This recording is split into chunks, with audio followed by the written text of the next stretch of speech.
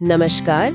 आज हम एक ऐसे विषय पर बात करने वाले हैं जो आजकल काफी चर्चा में है, आंत का स्वास्थ्य। हाँ बिल्कुल, गट हेल्थ। हाँ, गट हेल्थ। हमारे पास एक लेख है, आंत स्वास्थ्य आपके शरीर का आधार, और हम इसी से कुछ अहम बातें समझने की कोशिश करेंगे। मतलब ये आंत आखिर है क्या चीज और हमारे पूरे सेहत के लिए इतनी जरूरी क्यों मानी जा रही है। एक बात तो मुझे बहुत चौंकाने वाली लगी इस रूट में कि हमारी 70% इम्यूनिटी, मतलब बीमारियों से लड़ने की ताकत, वो हमारी आंत में ही है। बिल्कुल सही कहा आपने। देखिए, आंत जिसे हम वो जठरांत्र पथ कहते हैं, ये एक लंबी ट्यूब है, मुंह से शुरू होकर नीचे तक। इसमें पेट है, छोटी आंत, बड़ी आंत सब आता है। लेकिन ये सिर्फ खाना पचाने का सिस्टम नहीं है। सोचिए, ये एक शहर जैसा है जिसमें खरबों छोटे छोटे जीव रहते हैं, बैक्टीरिया, फंगस। खरबों? हाँ, खरबों। इन्हें हम कहते हैं आंत माइक्रोबायोम।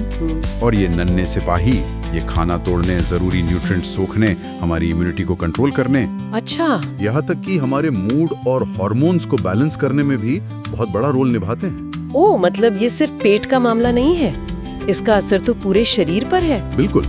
तो अगर मान लीजिए किसी की आंत का स्वास्थ्य ठीक नहीं है, गड़बड़ है, तो क्या परेशानियां हो सकती हैं? स्रोत में कुछ गंभीर बातें लिखी हैं इसके बारे में। हाँ, देखिए, जब आंत में ये जो अच्छे और बुरे बैक्टीरिया का बैलेंस है ना, हाँ, वो बिगड़ता है, हाँ, उसे कहते हैं डिसबायोसिस। डिसबायोसिस, तो ओके। हाँ, तो इससे क्या होता है, शरीर में एक तरह की अंदरूनी सूजन पैदा हो सकती है, हाँ, क्रॉनिक इन्फ्लेमेशन। और ये सूजन फिर ये कई दिक्कतों की जड़ बन जाती है, जैसे वजन का बढ़ना या वो जिद्दी पेट की चर्बी। अच्छा। शरीर का इंसुलिन ठीक से इस्तेमाल ना कर पाना, जिसे इंसुलिन रेजिस्टेंस कहते हैं। मूड में उतार चढ़ाव, डिप्रेशन, एंजाइटी।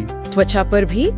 हाँ, त्वचा पर भी असर दिखता है, जैसे मुहासे हैं, एक्जिमा है, और तो और ऑटो इम्यून बीमारियां, मतलब जिसमें शरीर खुद अपने ही सेल्स पर हमला करने लगता है, वो भी इससे जुड़ी हो सकती है। बाप रे।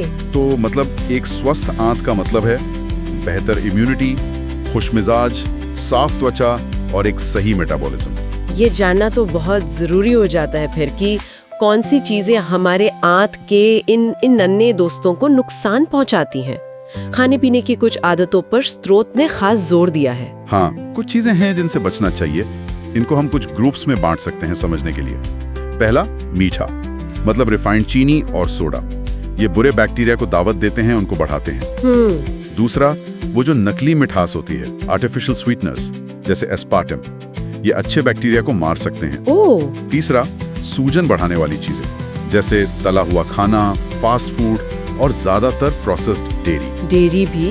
हाँ, खासकर प्रोसेस्ड वाली, पचाने में मुश्किल हो सकती है और सूजन कर सकती है। चौथा, अगर खाने में फाइबर कम है, मतलब अच्छे बैक्टीरिया का खाना ही कम है, तो वो भूखे रह जाते हैं। राइट। और पांचवा, कुछ लाइफस्टाइल फैक्टर्स भी हैं, जैसे बहुत ज्यादा शराब, स्मोकिंग और एंटीबायोटिक्स का बेवजह या जरूरत से ज्यादा इस्तेमाल। ये सब माइक्रोबायोम को डिस्टर्ब करते हैं। समझ गई। मतलब जो चीजें शायद जीभ को अच्छी लगे, वो जरूरी नहीं कि पेट के लिए या कहें आंत के लिए अच्छी हो। बिल्कुल। तो अगर इन सब चीजों से बचना है, तो आंत को सेहतमंद रखने के लिए क्या करना चाहिए? पोषण का क्या रोल है इसमें? देखिए, आंत को बैलेंस में रखने का राज है असली पौष्टिक भोजन, सीधा सा फंडा। और इसमें सबसे जरूरी है फाइबर। फाइबर, हाँ। ये अच्छे बैक्टीरिया का खाना है, जिसे हम प्रीबायोटिक्स कहते हैं। अलग अलग तरह के फाइबर खाना जरूरी है, सब्जियों से, फलों से, दालों से, ताकि माइक्रोबायोम में वैरायटी बनी रहे। फिर आते हैं प्रोबायोटिक्स, यानी सीधे अच्छे बैक्टीरिया, जैसे दही में होते हैं। हाँ, जैसे दही में या दूसरी फर्मेंटेड चीजों में मिलते हैं, जैसे कांजी, आचार, घर का बना, किमची। लैक्टोबैसिलस जैसे बैक्टीरिया ये आंत में अच्छे बैक्टीरिया की टीम को बढ़ाते हैं। फिर पाचन एंजाइम भी जरूरी हैं, जो खाने को ठीक से तोड़ने में मदद करते हैं। ओके। और कुछ जड़ी बूटियां भी हैं, जैसे मुलेठी, पुदीना, अदरक। ये आंत की अंदरूनी परत को आराम पहुंचा सकती हैं। स्रोत में कुछ सप्लीमेंट्स के नाम भी दिए गए हैं, जैसे न्यूट्रीलाइट का fibre, probiotic, digestive enzyme, all plant protein. ये सब भी मदद कर सकते हैं सही पोषण देने में। ये दिलचस्प है। अच्छा, भारत में एक सोच बहुत आम है, मैंने भी कई बार सुना है। लोग कहते हैं, अरे मैं तो बाहर का कुछ खाता ही नहीं, सिर्फ घर का खाना खाता हूँ, इसलिए मैं तो हेल्दी हूँ। क्या ये बात पूरी तरह सही है?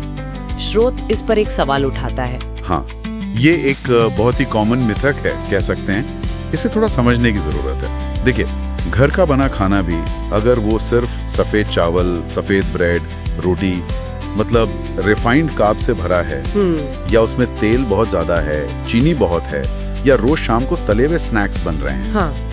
तो वो भी आंत के लिए उतना ही नुकसानदायक हो सकता है जितना शायद बाहर का पिज्जा। अच्छा।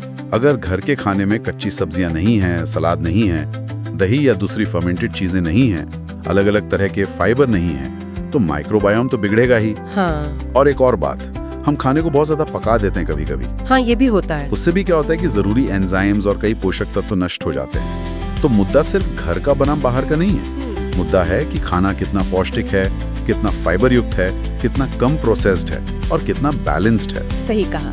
तो मतलब निचोड़ ये है, जैसा स्रोत में भी लिखा है, कि आपकी आंत आपके स्वास्थ्य की नींव है। आप इसे जो खिलाते हैं वही तय करता है कि आप कैसा महसूस करते हैं, कैसा सोचते हैं और बीमारियों से कैसे उभरते हैं। बिल्कुल। आगे कहते हैं, सिर्फ पेट भरने के लिए मत खाएं, अपने माइक्रोबायोम को पोषण देने के लिए खाएं। ये वाकई सोचने का एक नया तरीका है। एकदम। और जाते जाते एक सवाल हम श्रोताओं के लिए छोड़ सकते हैं शायद। हाँ, जरूर। कि आज की बातचीत और स्रोत की जानकारी के आधार पर अगर कोई व्यक्ति ज्यादातर घर का खाना ही खाता है, जैसे कि कई लोग करते हैं, तो भी वो अपने रोज के खाने में ऐसे कौन से 2-3 छोटे आसान बदलाव ला सकते हैं जिनसे उनके आंत के माइक्रोबायोम पर सबसे बड़ा पॉजिटिव असर पड़ सकता है, इस पर वो सोच सकते हैं।